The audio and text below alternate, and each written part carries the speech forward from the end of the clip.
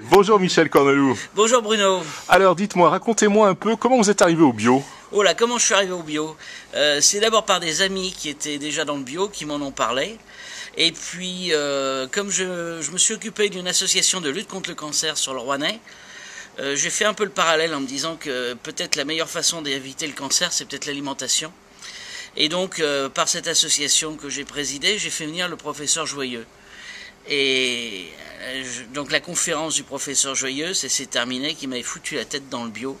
Et j'ai jamais pu m'en relever. J'ai dit c'est évident qu'il a raison. C'est depuis mars 2004 que je fais que du pain bio. Et dans les 2 années qui ont suivi, j'ai basculé tout le reste de mes produits en bio. En termes gustatifs, ça permet de travailler des levains. Donc là, on maîtrise le goût, là, on a de la conservation. Et puis j'ai arrêté toute la levure, je travaille uniquement sur le vin. Sel de Guérande, parce que pour moi, c'est le meilleur. Et puis eau purifiée, c'est-à-dire j'ai un osmoseur qui me permet de nettoyer l'eau de la ville, ce qui fait que j'ai plus de goût de chlore ou de quoi que ce soit. Alors mon levain, je le fais sur base de raisins secs, bio évidemment, puisque je suis bio. Donc ce sont des raisins secs que je fais tremper dans l'eau, que je fais pourrir pendant 15 jours, et après je récupère ce jus, et ce jus, je lui donne à manger de la farine. Ça dure encore 1 semaine, et après je peux commencer à faire du pain. Et bien sûr, à partir du moment où j'ai mon levain, c'est hyper capital pour moi, parce que je n'ai plus le droit de le perdre, sinon je ne peux plus faire de pain. Voilà, et le levain, vous l'avez démarré en 2004 aussi, c'est ça? Ou un peu avant? Non, j'ai démarré en 2004 le levain.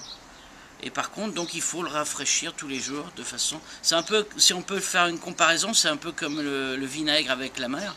Donc moi, mon levain, dès qu'on a pris du vinaigre, il faut rajouter du vin, sinon on n'a plus rien. Et moi c'est pareil, dès que j'ai pris du levain, il faut que je rajoute de la farine pour lui redonner à manger et l'entretenir tout le temps pour pouvoir toujours faire du pain. Ah ouais.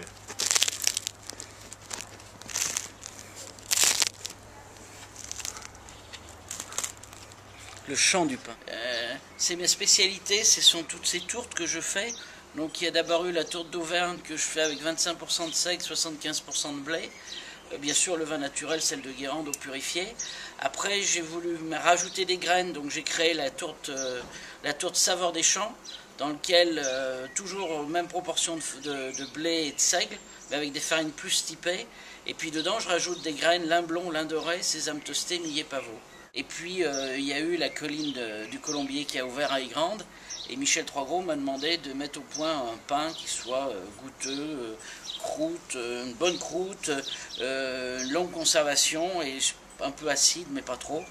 Et là j'ai mis au point le métail du Colombier, qui est un pain avec 33% de seigle et qui est toujours façonné à la main, des longs piquages pour développer les arômes, les ferments, de façon à ce qu'on ait vraiment un pain qui ait du goût, qui ait de la croûte, et qui soit un vrai bonheur de manger, quoi. Qui a ce petit côté campagne qui correspond bien avec la colline du Colombier.